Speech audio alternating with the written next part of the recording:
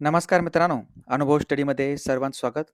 26 मार्च 2026चे जेवढेही महत्त्वाचे चालू घडामोडीचे प्रश्न असतील, हे महत्त्वाचे प्रश्न आपण बुलेट रॅपिड फायरमध्ये काही वेळात बघूयात आणि साधारणतः रोज सकाळी 6 वाजता हा व्हिडिओ तुम्हाला पाहायला भेटत आहे.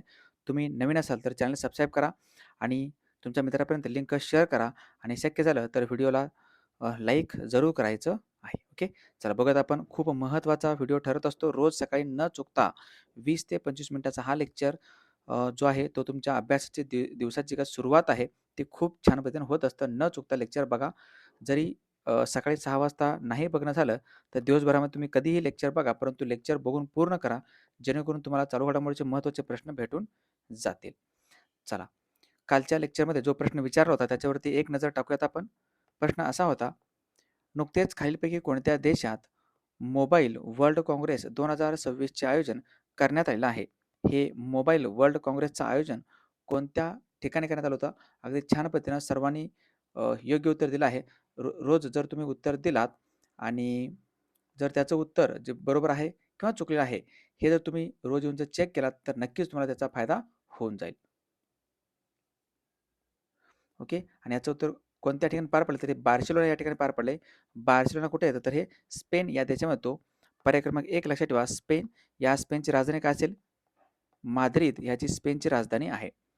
या ठिकाणी एक ठिकाण येतो बार्सिलोना. बार्सिलोना फुटबॉल क्लब पण आहे बघा. बार्सिलोना ठिकाणी हे मोबाईल वर्ल्ड काँग्रेस 2026 आयोजन करण्यात आलेलं होतं. चला, अत्यंत महत्त्वाचा पहिला प्रश्न जो तुमच्या समोर आहे. रोज आपण संपूर्ण व्हिडिओमध्ये 10 प्रश्न बघत असतो, त्याचं विश्लेषण बघत असतो. पहिला प्रश्न, नुकतेच वयाच्या 15 वर्षे आणि 223 दिवसात T20 आंतरराष्ट्रीय जे काही शतक आहे, ते शतक झळकवणारी सर्वात तरुण महिला कोण बनलेले आहेत? म्हणजे सर्वात कमी वयामध्ये त्यांनी शतक केले तर साधारणतः 65 बॉलमध्ये. 65 बॉलमध्ये त्यांनी साधारणतः 111 जे काही धावा आहेत ते काढले, त्यांनी रन काढलेत 111. कोणाच्या विरोधात? घाना या देशाच्या विरोधात. घाना देशाच्या विरुद्ध यांनी ही जी काही कामगिरी आहे ती कामगिरी केलेली आहे. त्याचं नाव काय असेल असा क्वेश्चन विचारलेला आहे. डायरेक्ट तुम्हाला प्रश्न विचारतील. त्याचं नाव आहे फ्यानी उटागुशिमा निंदे. ओके, नाव थोडंसं अवघड आहे पण लक्षात ठेवा, काही हरकत नाही, पेपरला आलं तर तुम्हाला आला पाहिजे. फ्यानी उटागुशिमा निंदे हे कोणत्या देशाचे असले? हे रवांडा या देशाचे आहेत. रवांडा देश कुठे येतो? हा देश आफ्रिका खंडामध्ये येतो, लक्षात ठेवा. आफ्रिका खंड महत्त्वाचा देश आहे आणि रवांडा या देशाची राजधानी येतं किगाली. किगाली लक्षात ठेवा, पेपरला 1-2 आलेलं आहे की रवांडाची देशाची राजधानी कोणती आहे म्हणून. रवांडाची राजधानी किगाली आहे. 65 बॉलमध्ये 111 धावा केल्यात आणि सर्वात कमी वयाचे सर्वात तरुण महिला क्रिकेटर बनले. त्यांनी T20 आंतरराष्ट्रीय मॅचमध्ये काय केलंय? शतक झळकावलेलं आहे. ओके, रवांडा IMP आहे. IMP आहे. आणि फेब्रुवारी जो महिना आहे, या फेब्रुवारी महिन्यासाठी ओके, ICCचा जो काही women's of the year woman of the month आहे, ICC player of the month फेब्रुवारी महिन्यासाठी कोण असतील? तर ते आता अरुंधती रेड्डी जे की भारताचे आहेत. आणि महिलांचं जो काही वन डेचं जो वर्ल्ड कप आहे, हे वर्ल्ड कप 2025 मध्ये भारताने जिंकले, लक्षात ठेवा. भारत पहिल्यांदाच विजेता बनला होता आणि जेमिमा रॉड्रिग्ज खूप महत्त्वाची कामगिरी त्यांनी केली होती. ओके, आणि भारताच्या टीमचे जे कॅप्टन होते त्यांचं नाव आहे हरमनप्रीत कौर. हरमनप्रीत कौर लक्षात ठेवा. चला, पुढचा प्रश्न IMP. दुसरा प्रश्न, नुकतेच खालीलपैकी कोण भारतीय गिर्यारोहक आहेत यांनी 7 ज्वालामुखी शिखरांवर सर्वात जलद जे काय चढाई आहे ते सर्वात जलद चढाई केलेलं आहे? ओके, हे व्यक्ती कोण असतील? तर यांचं नाव आहे भूपती राजू अनमिश वर्मा. ओके, भूपती राजू अनमिश वर्मा, पर्याय क्रमांक 2 लक्षात ठेवा.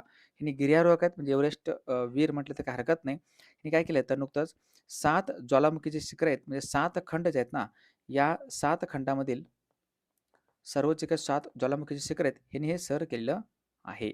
ओके, त्यांनी हा जो काही कालावधी आहे यासाठी वेळ घेतली त्यांनी 92 दिवसांचं. 92 दिवस 4 तास 45 मिनिट. ओके, पण लक्षात ठेवा 92 दिवस 4 तासामध्ये त्यांनी ही कामगिरी आहे ती कामगिरी पूर्ण केलेली आहे.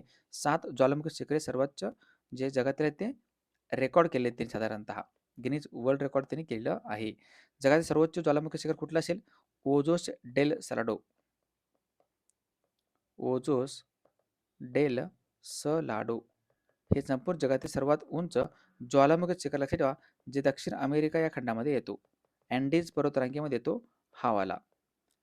याच्या व्यतिरिक्त जे काय संपूर्ण जगातील 7 शिखरं आहेत, सर्वोच्च शिखरे, तर ते वेगळे येतं. माउंट एव्हरेस्ट आहे, आशिया खंडामध्ये येतो. माउंट देनाली आहे, जो उत्तर अमेरिका खंडामध्ये येतो. त्यानंतर माउंट अकांकागुआ आहे, जो दक्षिण अमेरिका खंडातील सर्वोच्च शिखर आहे. ओके. त्यानंतर माउंट कोजुस्को आहे, जो ऑस्ट्रेलिया खंडात सर्वोच्च शिखर आहे, लक्षात ठेवा. ओके. माउंट विन्सन मॅसिव्ह म्हणतो आपण, जो अंटार्क्टिका खंडातील सर्वोच्च शिखर आहे. आणि जो आफ्रिका खंड आहे, त्या आफ्रिका खंडामधील सर्वोच्च शिखर कुठलं असेल तर तो तुम्हाला कमेंट बॉक्समध्ये सांगायचं आहे. आफ्रिका खंडामध्ये सर्वोच्च शिखर कोणतं आहे? हे येतं भूपती राजू ओके अन्मिष वर्मा, भारताचे. पुढचा प्रश्न तिसरा महत्त्वाचा आहे. नुकतेच भारत UK व्यावसायिक संबंध दृढ करण्यासाठी दिलेल्या उत्कृष्ट योगदानाबद्दल खालीलपैकी कोणाला ब्रिटनच्या नाईटहुड, ज्याला आपण सरची पदवी म्हणतो आपण, नाईटहुडच्या किताबाने सन्मानित करण्यात आलेलं आहे. कशासाठी? हे भारत आणि UK मधील जे व्यावसायिक संबंध आहेत मजबूत करण्यासाठी यांना हा पुरस्कार देण्यात आलेला आहे. ओके. एक प्रमुख गुंतवणूकदार असून टाटा समूह हा कुठं? टाटा समूह UK मध्ये एक प्रमुख गुंतवणूकदार, लक्षात ठेवा. आणि टाटा समूहाचे अध्यक्ष कोण? एन चंद्रशेखरन. त्यांना हा पुरस्कार देण्यात आलेला आहे. हे कोण येतं? हे जो टाटा समूह आहे सध्याच्या घडीला भारतामध्ये, टाटा इंडस्ट्री, टाटा समूहाचे हे अध्यक्ष आहेत, चेअरमन आहेत, एन चंद्रशेखर. यांचं एक पुस्तक पण आलं होतं, ज्या पुस्तकाचं नाव आहे ब्रिजिटल नेशन नावाचं, खूप दिवसापूर्वीच आहे. ब्रिजिटल नेशन हे पुस्तक कुणाचं विचारतील तर हे पुस्तक आहे एन चंद्रशेखर यांचं. नाईटहुडचा किताब IMP आहे. आणि जो सर या किताबाचा तो त्याग केला होता जालियनवाला बाग हत्याकांडाच्या वेळी 1919 मध्ये साधारणतः. कोणी? रवींद्रनाथ टागोर यांनी. रवींद्रनाथ टागोर यांनी सर या पदवीचा त्याग केला आहे. आणि भारतीय राज्यघटनेचे जो कलम आहे, कलम 18 काय सांगतं? भारतीय राज्यघटने कलम 18 सांगतं किताब नष्ट करण्यात आले आहेत. किताब म्हणजे आपल्या नावाच्या समोर किंवा नावाच्या नंतर हा असे काही किताब आहेत ना, हे किताब वापरू शकत नाही. भारत व UK लक्षात ठेवा IMP आहे. आणि UKचे जे काही सध्याचे पंतप्रधान आहेत त्यांचं नाव आहे कीर स्टारमर. कीर स्टारमर हे UKचे सध्याचे पंतप्रधान आहेत. मग जे काही नवीन किंवा रिसेंटली जे काही दिलेले पुरस्कार आहेत त्यांच्यावरती एक नजर आपण टाकूयात. भौतिकशास्त्रातील नोबेल पुरस्कार देण्यात आला होता जॉन क्लार्क, मिशेल डेहोर्ट आणि जॉन मार्टिनिस यांना. रसायनशास्त्रातील नोबेल पुरस्कार आहे सुसुमो किटागावा, रिचर्ड रॉबसन आणि ओमर एम यायकी. महाराष्ट्र आरोग्य भूषण पुरस्कार 2025 देण्यात आले डॉक्टर रवींद्र कोल्हे आणि स्मिता कोल्हे यांना. मिसेस युनिव्हर्स 2025 आहेत सेरी सिंग. IUCN केंटन मिलर पुरस्कार जिंकणारे पहिले भारतीय तर सोनाली घोष. शांततेचा नोबेल पुरस्कार 2025 ने सन्मान करण्यात आले मारिया कोरिना मचाडो यांना. नोबेलचा साहित्यातील पुरस्कार भेटला आहे लास्लो क्रॅस्ना होर्काय यांना, जे की हंगेरीचे व्यक्ती आहेत. अर्थशास्त्रातील नोबेल पुरस्कार भेटला आहे जोएल मोकिर, फिलिप अघियान आणि पीटर हॉविट. आणि वैद्यकशास्त्रातील नोबेल पुरस्कार भेटलेला आहे मेरी ब्रोंको, फिल्ड रामसेल आणि सिमोन साकागुची. पुढचा प्रश्न, चौथा प्रश्न. नुकतेच 38वा पुण्यभूषण पुरस्कार 2026 ने कोणाला सन्मानित करण्यात आले आहे? हे पुण्यभूषण पुरस्कार आहे, खूप महत्त्वाचा पुरस्कार. ओके. आणि हा पुरस्कार देण्यात आला कोणाला? अभय फिरोदे यांना. पर्याय क्रमांक 2 अभय फिरोदे यांना. कोण देतं हे पुरस्कार? या सुरुवात 1991 झाली होती. आणि एक त्रिदल फाउंडेशन आहे पुण्यामध्ये. त्रिदल फाउंडेशन जे पुण्यामध्ये येतं यांच्यातर्फे हा पुरस्कार देण्यात येतो, लक्षात ठेवा. पुण्यभूषण पुरस्कार. पुणे शहर आहे, या पुणे जिल्ह्याचं नाव जगाच्या पातळीवरती यशस्वीपणे करण्यासाठी त्यांना हा पुरस्कार देण्यात येत असतो, लक्षात ठेवा. IMP आहेत. आणि हे कधी जाहीर केलं जातं? 23 मार्चला. दरवर्षी 23 मार्च जो शहीद दिवस आपण साजरा करतो ना, राजगुरू भगतसिंग आणि सुखदेव शहीद दिवस म्हणतो आपण, लक्षात ठेवा. फाशी देण्यात आली होती 1931 ला. तर त्रिदल फाउंडेशनतर्फे हा पुरस्कार देण्यात येतो. 2 लाख रुपयाचं याचं रक्कम आहे. 2 लाख रुपयाचं रक्कम आणि मानपत्र वगैरे सगळं सन्मान चिन्ह वगैरे देण्यात येत असतो. हा जो पुरस्कार आहे पुण्यभूषण पुरस्कार जो 37वा होता 2025चा, तो देण्यात आला कोणाला? तर 37/2025चा पुरस्कार देण्यात आलाय विजय केळकर यांना. गेल्या वर्षी हा पुरस्कार, या पुरस्काराचे विजेते आहेत विजय केळकर, लक्षात ठेवा. ओके, लक्षात. चला, पुण्यभूषण पुरस्कार, ज्याला पुण्यभूषण फाउंडेशन असंही म्हटलं जातं. आणि अशोक सराफ यांना जो पुरस्कार भेटला आहे तो पुरस्कार महाराष्ट्र भूषण पुरस्कार भेटला आहे, पद्मश्री पुरस्कार देखील भेटलेला आहे. आणि नुकतंच राजू बाविस्कर यांना मराठी जो भाषा आहे या मराठी भाषेसाठी 2026चा साहित्य अकादमी पुरस्कार देखील भेटलेला आहे. साहित्य अकादमी पुरस्कार मराठी भाषेसाठी देण्यात आले राजू बाविस्कर यांना, काळ्या निळ्या रेषा या त्यांच्या आत्मचरित्र पुस्तकासाठी. काही पुरस्कारावरती नजर टाकूयात आपण. सर्वोत्कृष्ट ऑडिओ बुक कथन आणि कथाकथन रेकॉर्डिंगसाठी पहिला ग्रॅमी पुरस्कार भेटलेला आहे 2026 मध्ये दलाई लामा यांना. जागतिक शिक्षक पुरस्कार 2026 ने सन्मान करण्यात आले रुबल नागी यांना.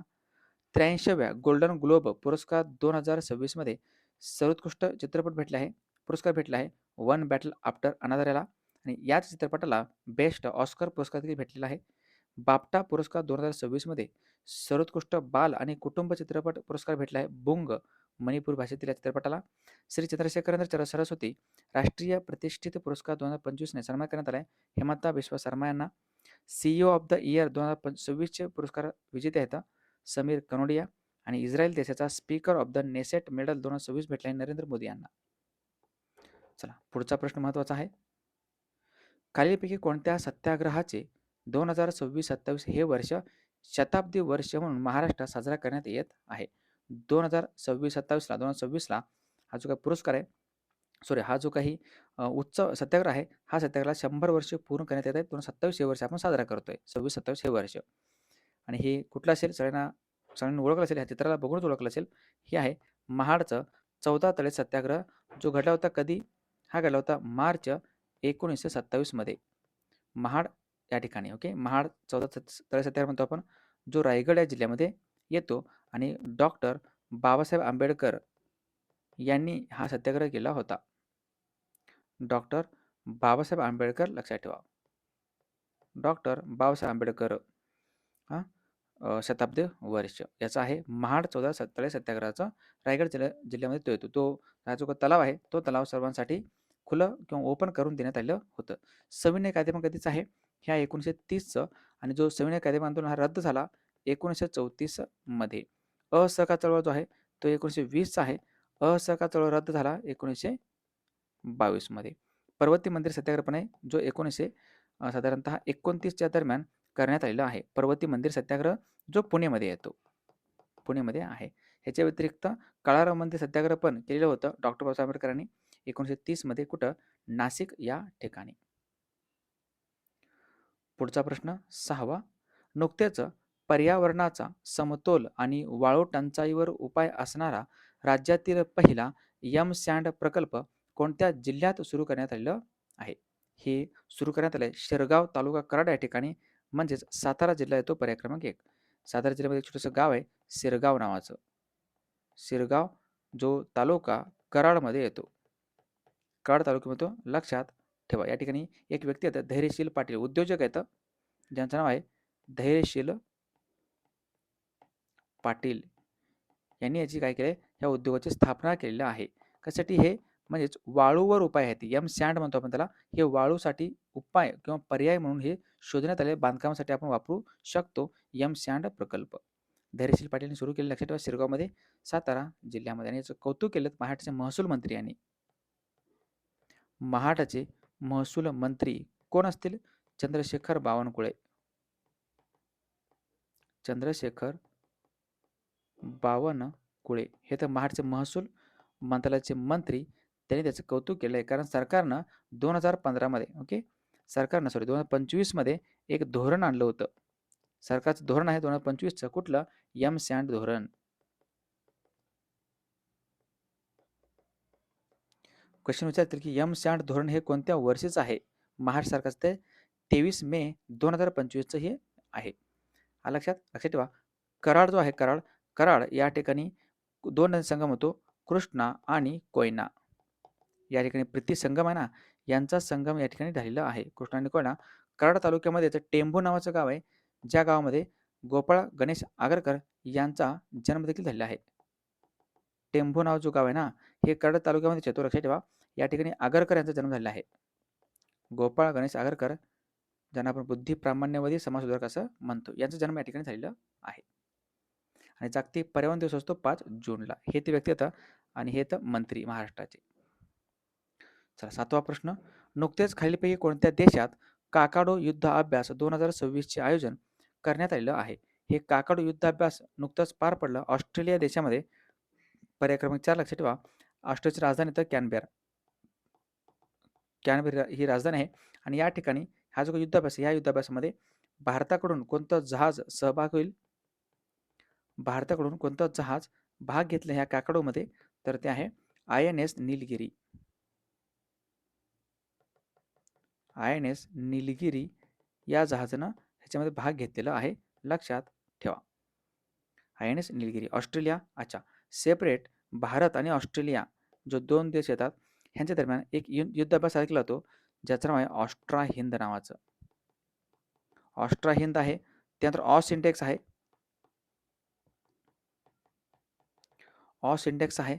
ऑस्ट्रा हिंद आहे. हे युद्धाभ्यास भारत व ऑस्ट्रेलिया यांच्या दरम्यान साजरा केला जातो. मात्र मलबारमध्ये मात्र 4 देश येतात: भारत, ऑस्ट्रेलिया, अमेरिका आणि जपान. हा काकडो युद्धाभ्यास विसरू नका. भारत व अमेरिका यांच्या दरम्यान जो वज्र प्रहार युद्धाभ्यास आहे, तो देखील भारतामध्ये पार पडला आहे. काही युद्धाभ्यास आहेत, त्यांच्यावरती एक छोटीशी नजर आपण टाकूयात. हँड इन हँड युद्धाभ्यास भारत व चीनच्या दरम्यान साजरा केला जातो. वज्रप्रहार भारत व अमेरिका. युद्धाभ्यास भारत व अमेरिका. टायगर ट्रायम्फ भारत व अमेरिका. कोप इंडिया भारत व अमेरिका. अजय वॉरियर भारत व UK. कोंकण भारत व UK. इंद्रधनुष्य भारत व UK. त्यानंतर आहे प्रबल दोस्त, खूप महत्त्वाचा आहे, भारत व कझाकिस्तान यांच्या दरम्यान साजरा केला जातो. काझिंद नावाचं एक आहे, भारत व कझाकिस्तान. खंजर आहे, भारत व किर्गिझस्तान. एकुवेरिन युद्धाभ्यास आहे, भारत व मालदीव. नोमॅडिक एलिफंट आहे, भारत व मंगोलिया. इम्बॅक्स आहे, भारत व म्यानमार. त्यानंतर सूर्यकिरण आहे, भारत व नेपाळ. डस्ट लीग युद्धाभ्यास भारत व उझबेकिस्तान यांच्या दरम्यान साजरा केला जातो.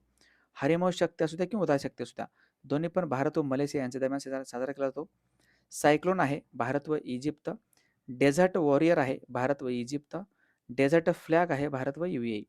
सिट मॅक्स आहे, भारत, सिंगापूर व थायलंड. दोस्ती युद्धाभ्यास भारत, श्रीलंका, मालदीव. अल मोहेद अल हिंदी भारत व सौदी अरेबिया.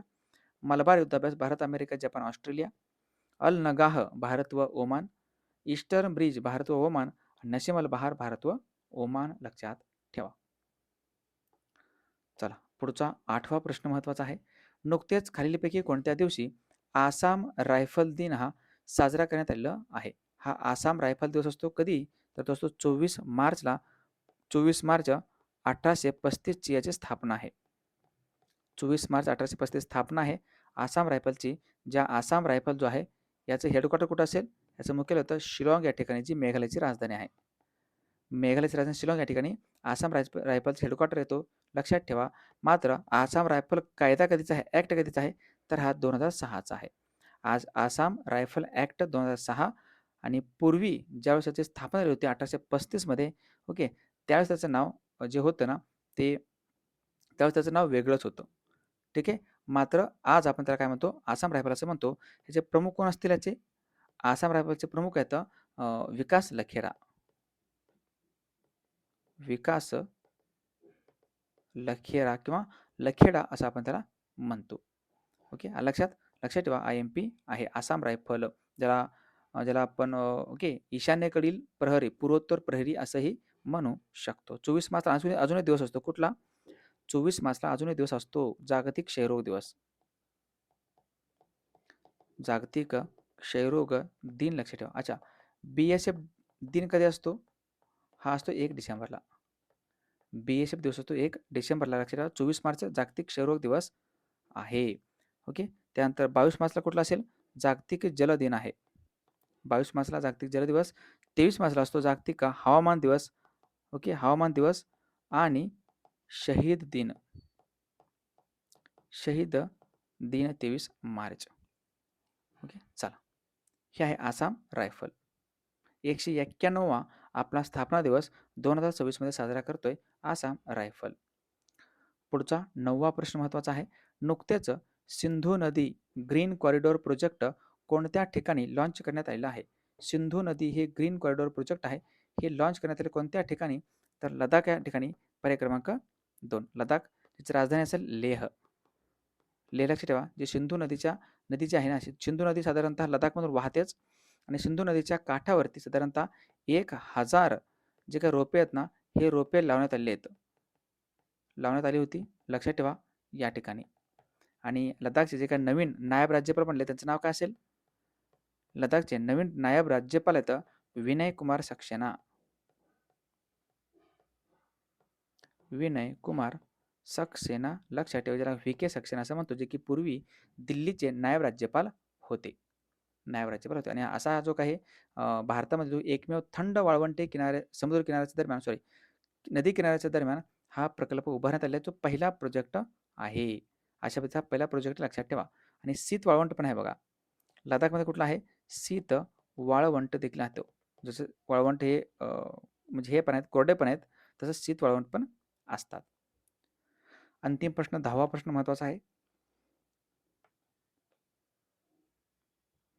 नुकतेच खालीलपैकी कोणाला यूकेच्या प्रतिष्ठित हाऊस ऑफ कॉमन्समध्ये महिला सक्षमीकरण पुरस्कार 2026ने सन्मानित करण्यात आलेला आहे? हाऊस ऑफ कॉमन्समध्ये महिला सक्षमीकरण केल्यामुळे त्यांना हा पुरस्कार देण्यात आला. 8 मार्चला जागतिक महिला दिवस असतो. सगळ्यांना माहिती असेल. 8 मार्चला जागतिक महिला दिवस आहे आणि महिलांचा सत्कार करण्यात आला आहे. हे व्यक्ती कोण असते? त्यांचं नाव आहे ऋतुपर्णा सेनगुप्ता. पर्याय क्रमांक 1. ऋतुपर्णा सेनगुप्ता जे भारताचे आहेत. त्यांना हाऊस ऑफ कॉमन्समध्ये त्यांना महिला जो काही पुरस्कार आहे, महिला सक्षमीकरण जो पुरस्कार आहे, तो भेटलेला आहे यूकेमध्ये. हाऊस ऑफ कॉमन्सची निवडणूक लढविणारे आणि जिंकून येणारे हे दादाभाई नौरोजी भारतातील पहिले व्यक्ती होते. ओके, म्हणजेच यूकेचं लोकसभा म्हटलं तरी काही हरकत नाही. कळलं? हा पुरस्कार ऋतुपर्णा सेनगुप्तांना भेटले. लक्षात ठेवू शकता.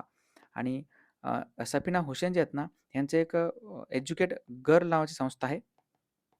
एज्युकेट गर्ल्स नावाची संस्था आहे ना, ह्याला भेटले रेमंड मॅग्सेसे पुरस्कार.